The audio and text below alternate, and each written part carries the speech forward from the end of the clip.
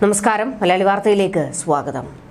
ഒരേ കുടുംബത്തിലെ സ്ത്രീകൾ വീട്ടിൽ മരിച്ച നിലയിൽ. ഭർത്താക്കന്മാർക്ക് വാഹന അപകടം. ഞെട്ടിക്കുന്ന പോസ്റ്റ്മോർട്ടം റിപ്പോർട്ട്. ഒരേ കുടുംബത്തിലെ 2 സ്ത്രീകളും ഒരു പെൺകുട്ടിയും മരണപ്പെടുകയും അതേ കുടുംബത്തിലെ തന്നെ 2 പുരുഷന്മാരും ഒരു ആൺകുട്ടിയും കാർ അപകടത്തിൽ പെടുകയും ചെയ്ത കേസിൽ പുതിയ വഴിത്തിരിവാണ് ഉണ്ടായിരിക്കുന്നത്. പശ്ചിമബംഗാളിലാണ് സംഭവം. കാർ അപകടത്തിൽപ്പെട്ടവർ പോലീസിനോട് പറഞ്ഞതുപോലെ സ്ത്രീകൾ ആത്മഹത്യ ചെയ്യുകയായിരുന്നില്ല എന്ന് തെളിയിക്കുന്ന പോസ്റ്റ്മോർട്ടം റിപ്പോർട്ട് പുറത്തുവന്നിട്ടുണ്ട്.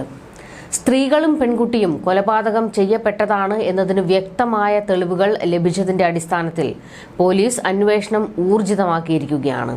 കൊൽക്കത്തയിലെ ഈസ്റ്റേൺ മെട്രോപൊളിറ്റൻ ബൈപ്പാസിലെ അഭിഷിക്ത ക്രോസിംഗിൽ ബുധനാഴ്ച പുലർച്ചെ 3:30 കാർ അപകടമുണ്ടായത്. മെട്രോ റെയിൽ തൂണിലേക്ക് ഇടിച്ചു കയറിയ നിലയിലായിരുന്നു കാറ്. സഹോദരങ്ങളായ പ്രണയ് ദേ, പ്രസൂൺ കുമാർ ദേ, പ്രണയ് ദേയുടെ മകൻ പ്രദീപ് ദേ എന്നിവരാണ് കാറിലുണ്ടായിരുന്നത്. ആശുപത്രിയിൽ എത്തിക്കുന്നതിനിടെയാണ് തങ്ങൾ ആത്മഹത്യയ്ക്ക് ശ്രമിച്ചതാണെന്നും വീട്ടിൽ ഭാര്യമാരും മകളും ആത്മഹത്യ ചെയ്തിട്ടുണ്ട് എന്നും ഇവർ പോലീസിനോട് പറഞ്ഞത്. പിന്നാലെ പോലീസിന്റെ ഒരു സംഘം കിഴക്കൻ കൊൽക്കത്തയിലെ ടാംഗ്രയിലുള്ള ഇവരുടെ വീട്ടിലെത്തി. പരിശോധനയിൽ 2 സ്ത്രീകളെയും ഒരു പെൺകുട്ടിയെയും മരിച്ച നിലയിൽ കണ്ടെത്തുകയും ചെയ്തു. പ്രണയ് ദേയുടെ ഭാര്യ സുദേഷ്ണ ദേ, പ്രസൂണിന്റെ ഭാര്യ റോമി ദേ, പ്രസൂണിന്റെ മകൾ പ്രിയംവദ ദേ എന്നിവരാണ് മരിച്ചത്.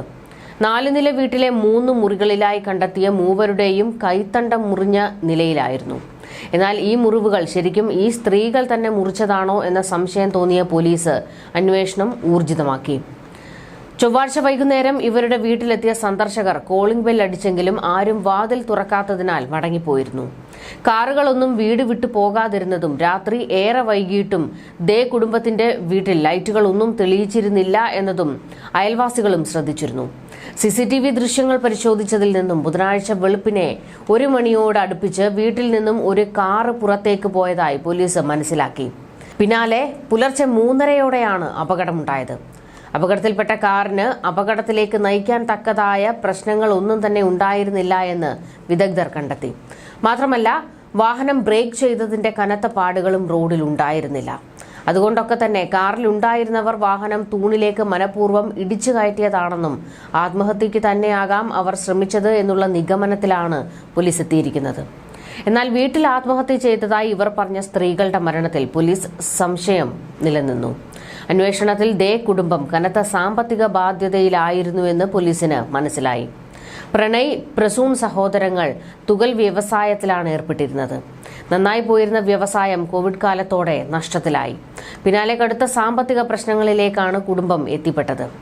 ഈ വർഷം ജനുവരി മുതൽ ഇവർ നൽകിയിരുന്ന പല ചെക്കുകളും ബൗൺസ് ആയിരുന്നതായും പോലീസ് കണ്ടെത്തി. മാത്രമല്ല, പണം പലിശയ്ക്ക് കൊടുത്തിരുന്നവരുടെ ഗുണ്ടകൾ നിരന്തരം ഇവരുടെ വീട്ടിൽ കയറി ഇറങ്ങുകയും ഭീഷണി മുഴക്കുകയും ചെയ്തിരുന്നതായും പോലീസിന് വിവരം ലഭിച്ചിട്ടുണ്ട്. ഇതെല്ലാം കുടുംബത്തെ മുഴുവൻ ആത്മഹത്യയിലേക്ക് നയിച്ചിരിക്കാം എന്ന നിഗമനത്തിലാണ് പോലീസ് എത്തിയിരിക്കുന്നത്. അതേസമയം പ്രസൂണിന്റെ ഭാര്യ റോമി ദേയുടെ മരണത്തിൽ അസ്വാഭാവികതയുണ്ട് എന്ന് കാണിച്ച് അവരുടെ മാതാപിതാക്കൾ പോലീസിൽ പരാതി നൽകി.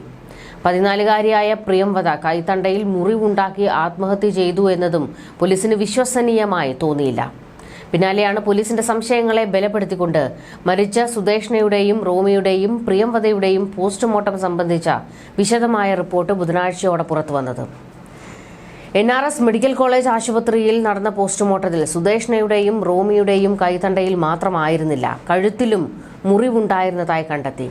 രക്തം വാർന്നാണ് ഇരുവരും മരിച്ചത് എന്നാണ് റിപ്പോർട്ടിലെ വിവരം. പ്രിയംവദയുടെ ചുണ്ടിലും മൂക്കിനടുത്തും മുറിവുകളും ചതവും ഉണ്ടായിരുന്നു. മാത്രമല്ല, കുട്ടിയുടെ വായിൽ നിന്ന് നുരയും വന്നിരുന്നു. കുട്ടിക്ക് വിഷം നൽകിയിരുന്നു എന്നതിന് തെളിവാണിതെന്ന് പോസ്റ്റ്മോർട്ടം റിപ്പോർട്ടിൽ പറയുന്നു. അതേസമയം മറ്റ് 2 സ്ത്രീകളുടെയും ശരീരത്തിൽ നിന്നും വിഷാംശങ്ങളൊന്നും കണ്ടെത്തിയിട്ടില്ല. എന്നാൽ കഴുത്തിലെ മുറിവുകൾ ആഴമേറിയതായിരുന്നു. ഇതൊരു കൊലപാതകം ഉൾപ്പെട്ട ആത്മഹത്യാ കേസ് ആയിരിക്കാം എന്ന നിഗമനത്തിലേക്കാണ് പോലീസ് എത്തിയിരിക്കുന്നത്.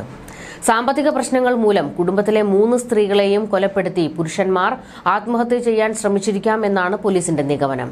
പരിക്കേറ്റ ആശുപത്രിയിൽ കഴിയുന്ന പ്രണയ്, പ്രസൂൺ എന്നിവരെ ചോദ്യം ചെയ്താൽ മാത്രമേ കേസുമായി ബന്ധപ്പെട്ട സത്യമറിയാൻ സാധിക്കുകയുള്ളൂ. ആശുപത്രിയിൽ ചികിത്സയിൽ തുടരുന്ന പ്രണയ് അപകടനില തരണം ചെയ്തിട്ടുണ്ട്. പ്രസൂണും സഹോദരൻ പ്രണയുടെ മകൻ 14-കാരൻ പ്രദീപും ICUവിൽ തുടരുകയാണ്. പ്രസൂണിനും പ്രദീപിനും ബോധം വന്ന് സംസാരിക്കാനാകുന്ന പക്ഷം അവരെ ചോദ്യം ചെയ്യുമെന്ന് അന്വേഷണ ഉദ്യോഗസ്ഥൻ crime traffic joint commissioner Rupesh Kumar പറഞ്ഞു. നിലവിൽ അപകടനില തരണം ചെയ്തിട്ടുള്ള പ്രണയിയോട് പോലീസ് സംസാരിച്ചപ്പോൾ എല്ലാവരും മധുരത്തിൽ വിഷം കലർത്തി കഴിച്ച് ആത്മഹത്യ ചെയ്യാനാണ് ശ്രമിച്ചത്. വീട്ടിലുള്ളവർ അങ്ങനെയാണ് മരിച്ചത്. അവരുടെ മരണം കാണാൻ മനസ്സില്ലാതെ താനും സഹോദരനും മകനെയും കൂട്ടി കാർ എടുത്ത് പുറത്തുപോയി. കാർ എവിടെയെങ്കിലും ഇടിച്ചു കയറ്റി മരിക്കാനായിരുന്നു വിചാരിച്ചിരുന്നത് എന്നാണ് ഇയാൾ പറഞ്ഞതെന്ന് കമ്മീഷണർ പറഞ്ഞു. എന്നാൽ സംഭവത്തിൽ പോലീസ് അന്വേഷണം തുടരുകയാണെന്നും കൂടുതൽ തെളിവുകൾ ശേഖരിച്ചു വരുന്നതായും അദ്ദേഹം മാധ്യമങ്ങളോട് പറഞ്ഞു. ന്യൂസ് ഡെസ്ക് മലയാളി വാർത്ത.